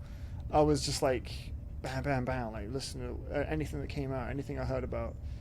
You know, like, I'm sure like that wave will come back at some point again. But yeah, at the minute, it's rare. But yeah, no. Given just how like hip hop as a genre, especially, is so like bendable to people's kind of all artists like personalities, like just the amount of ways you can repackage it. Right. You know, just what you can bring as an MC, as production. Like I think it's always so valuable to like just look into the underground and find just weird eclectic personalities in rap. And I think you've done a great job of spotlighting a lot of those people, so I'm sure thank you I'm sure I could find some good stuff if I went through the Focus Hip Hop catalog. And yeah, I hope so. yeah, I want to check out, what's his name, is it Teller Banks? I know you rate him pretty high. Yes. Oh, I got the perfect thing for you. Oh yeah, go on, what we got? Do you use Spotify or Apple Music? I'm a Spotify user. I got begrudgingly. It's a family plan. My dad pays for it. Okay, that's cool. No, that works. Yeah, it works. I have a playlist that I will share with you. Awesome. Yeah. Okay. Of over, I believe, 300 of my favorite Teller Banks songs. Oh fuck yeah, man! The starter pack. Yeah, and you know, it's shuffled, so it's not just going to be album then album then album. It's going to be, you know, mixed together. Yeah. But if you also want a list of his best albums, I can give you that. But it's a lot of shit, so yeah, prolific. He puts out a lot of. Sure. The one album I would say you should check out though is Hate Island. Yeah. Okay. Hate Island. That's the one. All right. Preferably the director's cut, which is exclusive to Bandcamp. But you know, either one will work. Got you. Okay. This was in May. I published this. I might need to update the Spotify version because he released another album since I made this. And how many is bro putting out, like on average per like year? Per year? At least a couple, I think. Sure. Okay. At least a couple. Do you feel like you see like a steady like kind of micro progressions with each one, like? Yeah, definitely. I mean, like in like, so like in 2022, it was probably generally like everything he was putting out was generally great, and then like over time it has grown from great to like kind of amazing, and then like okay. Like the Hate Island album I was talking about is actually an album I would give a perfect score of 100 to. Yeah, so, I got to hear that, man. Yeah, got to hear that. Okay. And then if you end up enjoying it, and you know, want to learn more, I interviewed Teller Banks on this very same podcast for over 2 hours. So nice. Yeah, that's good to know. Yeah, cool. where the fuck is this shit? I think I did that in April, actually. April. Yeah, Cool, here it is. But yeah, I guess sure, that counts as a recommendation. Hate Island, still my album of the year. Dropped back in March, I believe, and then I think the director's cut was maybe beginning of April. But produced by the $$ crew production team: Killer Kane, Ayashi, Kuna Rap Name, Filth Spectre, Bub Solutions, and a bunch of other people, I think. Cool. But yeah, special stuff. Have you heard? Have you ever listened to McKinley Dixon? I sure have. Yeah, I like me some McKinley Dixon, man. Yeah, I don't think I'm as hype on him as some other people, but I do enjoy his stuff. Yeah. Which projects did you hear? I've heard his last 3. I've heard his last 3 okay. albums. I'm pretty sure Teller was featured on all of those. He was really? at least featured. Cool. He was featured. The first one he was featured on was From My Mama and Anybody That Love Her or Look Like Her. Yeah. There he is. Yeah. Yeah, I see him. Yeah, I know this is the first one of his I heard. Yeah, me too. And I listened to it because Teller Banks was on it. Oh, really? Yeah. I think I got the recommendation from Spectrum Pulse. I remember it was on his Albums of the Year list. Quite high. I think it was like number 2 or something.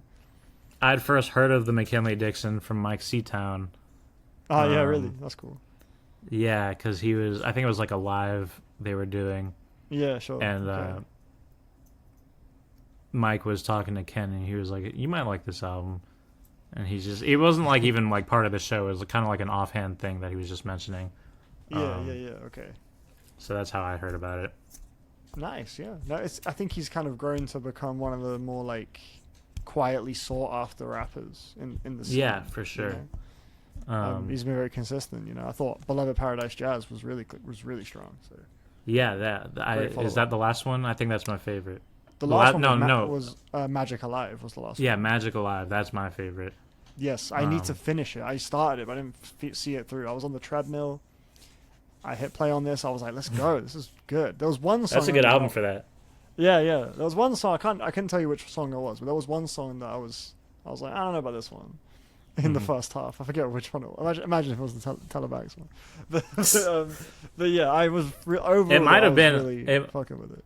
I think Teller was on 2 songs on that album, and one of them. Yeah, no, I'm seeing these on the second one. Yeah, one of them I think was kind of polarizing. Oh, really? Okay. Yeah, but sure. Yeah, no, Teller Banks and McKinley Dixon. Damn, they are pals. Yeah. That's cool. There's like, I could go on and on with different artists that I could recommend. Yeah. Right. Yeah, sure. But yeah, my starters are always Teller Banks. Teller Banks is like the first person I tell people about. Yeah. Either him or Sleep Sinatra. Those are my 2 favorites. Okay, Sleep Sinatra as well. Yeah. Okay. Sleep Sinatra is they work together. They've worked together multiple times. I think Sleep Sinatra has a kind of a different vibe in general. More of like a who could I compare him to? Kind of like maybe like just like if Navy Blue was less like overwhelmingly optimistic and positive, I think I think Sleep Sinatra, but also like that's maybe the one a little thing I hate about Navy Blue. So hey, really? No, I'm just joking. No, that's funny. It's just Sleep Sinatra.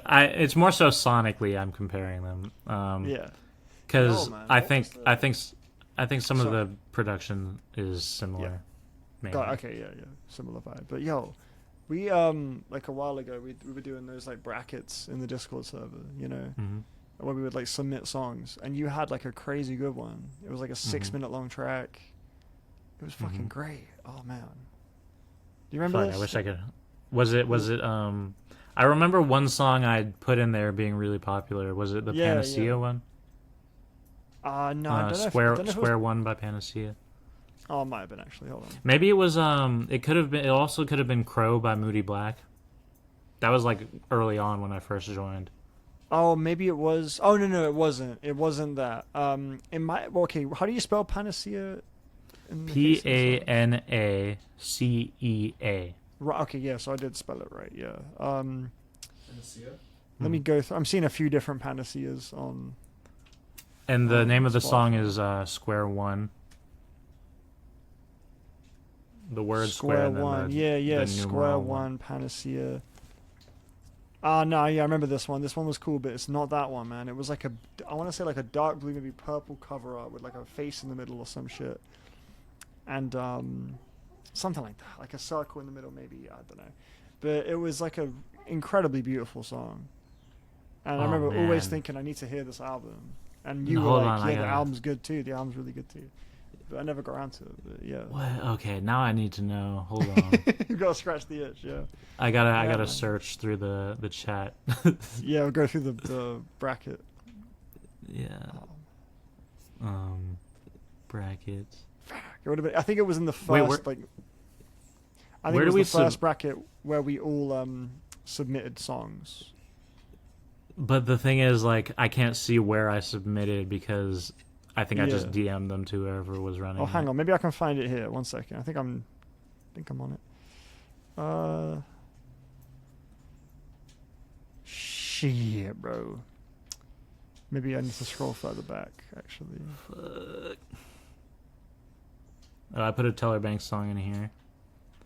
But it's definitely not that one. It wasn't that one? Okay. No, not that one. Oh, Riverside. Is Riverside okay? Oh, let me see. Just got a little notification. That's all. Oh, I didn't get anything. Let me see. Was it the Rav song, Solanine? Actually, no. I don't think I submitted that one. Oh, okay. Sure. It might have been. Was it 25 milligrams by Def C? Yeah. Let's see. If I type in the words "hidden gems." Okay, we're gonna do in bracket. Hold on. In bracket. Hidden gems. Oh, it might have been. Was it a French album? Don't know if I remember it. It might have been. I can't specifically remember that. Probably not. Okay, I'm gonna type in hidden gems bracket. Let's see if I can find it, man. Which one of these was you? Serengeti was you, but it wasn't that one. Okay. Okay. Shit, man. Come on. I swear it was the first one. It might be the first one. No. It's gonna be a moment. When we find it. It's like, oh yeah, that one. That shit's crazy. Yeah, this is. We're on a hunt, man. We're on a hunt right now. We're gonna find. What time period are you in right now? I'm in 2020. I'm at December of 2020. Yeah. December 20. Yeah, that's right. That's it. I'm in the round 3. Fucking hell. Was it on here? It wasn't Boldy James. No. Cambatta. That's it. It's that one. I'm confident that's the one. Whoa. What song was it? Was it Grand Number Theorem? Let me get the... Because I remember there putting it is. that song. LSD. This is the one. Yeah. Okay, we found it. Yes. What song did I put, though? The song you put was Grand Number Theorem. Yes, that one. Yeah. But you said that song was, like, beautiful and, like, emotional. But that's not... Yeah. That doesn't apply to that song. So I don't know if that's the one you were thinking of. Yeah. I mean, he does have songs like that on the album, but that wouldn't describe that song in particular. Oh, shit. Okay. Well, I remember thinking it was, like, fire as fuck. That song is just him, like, being high out of his mind and, like, thinking very deeply about words and, like, fucking, like, having a brain aneurysm trying to... or not words, not numbers. Like, just, like, doing, like, mental math and, like, like, what was he? What did he say? He's like, 3 looks like a open pair of handcuffs. Or some shit like that. I guess, okay, maybe I'm misremembering the tone of it, but I remember thinking the beat was really cool, and it just kept going. I was just so in it, like the whole 5 minutes. I was just like there. And that song is like I do think you should listen to that album, but yeah. I don't even know that you'll like it, but sure, yeah, it's quite fucking long. Jeez, 70. That album's fucking crazy, and for a long time, like up until 2024, that was my favorite album of the 2020s. Damn, really? Mellow Music Group, hey man, they're pretty consistent with it, so that's cool. Yeah, I just saved it again. I just unsaved it, resaved it, bringing it back up to the most like recently saved. So, that dude is actually like one of the best rappers of all time, in my opinion. Holy shit! Yeah. Okay. He has a song. He has a song that came out in like July of 2020, mid-pandemic. It's called COVID 24, and every single line on the song ends with something that rhymes with coronavirus. Every single line rhymes with coronavirus. The song is 10 minutes long, bro. Jesus Christ. And he just keeps going, and it's fucking insane. That sounds insane. Hold on, nuts. He says that my favorite lines, or some of my favorite lines were, he said, 2020 is unfolding like it's 2012, and it's the shit from out the scrolls of Mayans. I don't know the science, but I know that's not a cold inside your nose and sinus. Homie, that's coronavirus. Bro, I gotta hear that. This sounds like this guy. I think this guy could be a new fascination of mine. I'm excited. No, this dude is fucking crazy, dude. He like this album is called LSD because this will be my main album recommendation for this episode. All right, sure. I think I gave it a 97 when I reviewed it in 2020. It's like this concept album about it's called Lunar Solar Duality. So the first half of the album is kind of like, more sunny and positive, I think. Or actually maybe it's lunar. It's lunar. So it's like a darker part of the album. Right. And then as the album progresses, he kind of, emerges out of the darkness and goes towards the solar whatever. Got it. Yeah. But some of the concepts on this album, there's a song called Mike L. Jackson where he's rapping about he's like rapping from the perspective of Michael Jackson, but it's also like an allegory for like the Archangel Michael or some shit like that. It's fucking crazy. Wow. But that's like subtext. I didn't know about that till I saw a breakdown of it. So that's like not even the first layer. That's like layer 4 or 5. Yeah. And then so I'm getting the vibe this guy's quite good at like concept shit, or like kind of seeing a phrase or a sentence and just finding like extrapolating weird, like, homophones or something that give it a new meaning, and then having both of those meanings like make sense. Yeah. Shit like that. That's fun. He rhymed on the song I used for the bracket. He rhymed 12 with 2 elves, and I was like, oh my god. I was like, what the fuck? Oh, the way your eyes got really wide was so funny. Let me think. There's a song on there called Fall of Phoenix, I believe. Yeah.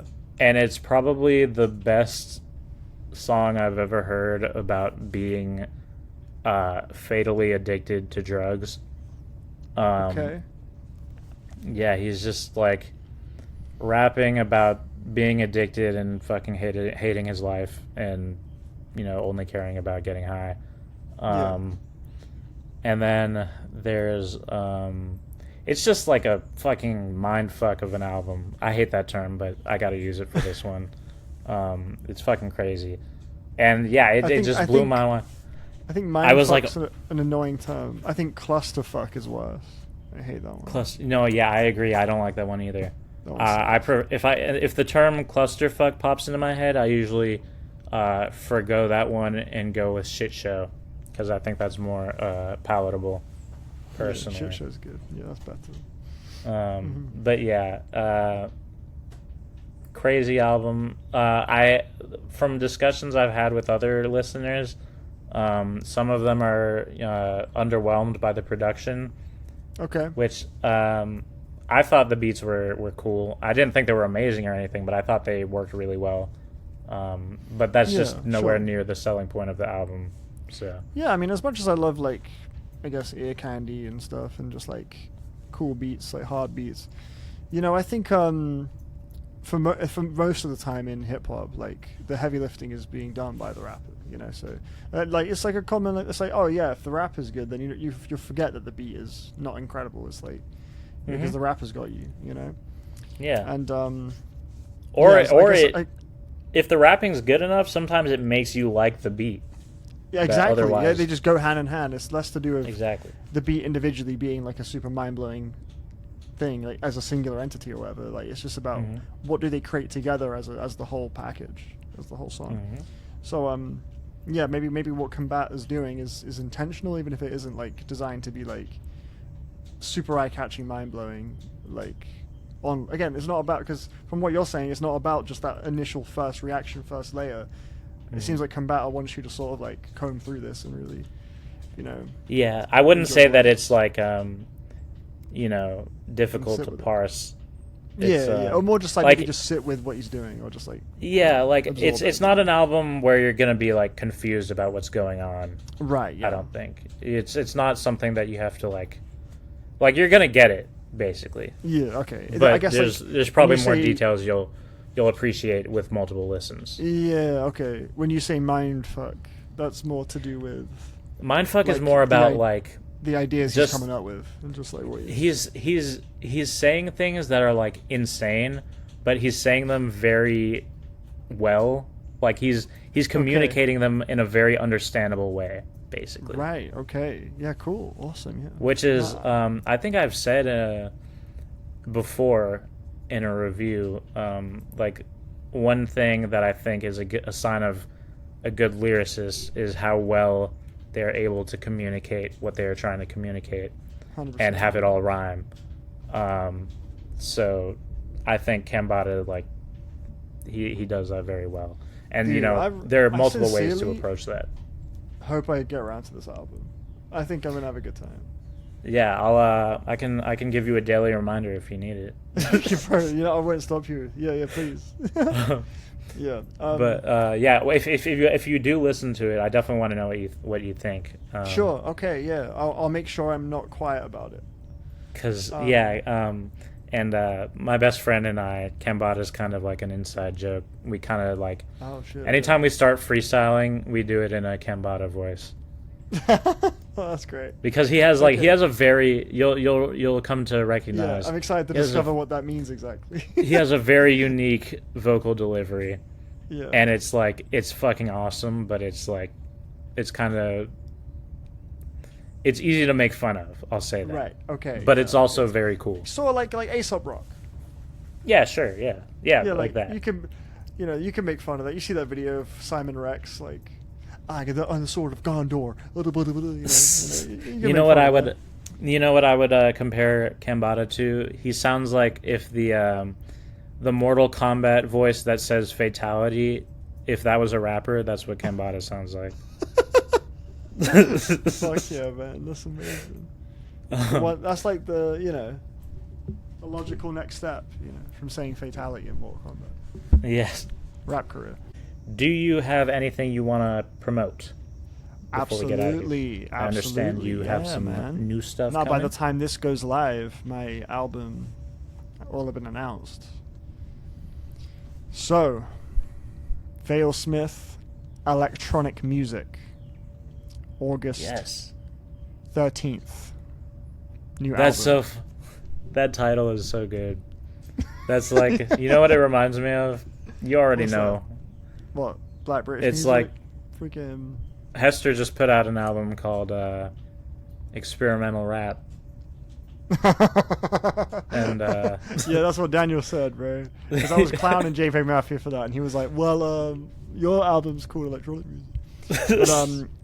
But nah, it's cool electronic music because electronic music is boundless, and this album is about how fun it is to live in a world where just nothing is fucking serious. and I want to embrace that feeling and put it into music. So that's what this album's all about. And yeah, so I called it electronic music. And it's out on August 13th. There are 2 singles out now as well. Vale-Smith. Anywhere you listen to music, you can hear it. And yeah, if you live in London and you're free August 7th, come through to the listening party. Go to valesmith.com for more info. It's free. Hell yeah. Links in bio. Yes. We have, Hester and the Complainer have... We lost them along the way, but thankfully we made it. I like how unceremoniously Hester just dubbed. You just right? They just like away. Neither of them announced, like none of them said bye. They just like okay. Yeah, bye. well, Complainer They're kind of gone. was like he sort of gave us like the hint or like prefaced it with like a thing. Didn't say bye. You're right about that. But Hester just sort of slowly just drifted into like the ether. It was kind of hard. It was kind of tough. No, yeah, that was cool. That was good. And trying to be like Hester. well, yeah. Right? Anyway, legalize it, don't demonize it. Stay keefy, my brothers and sisters. And as always, peace out.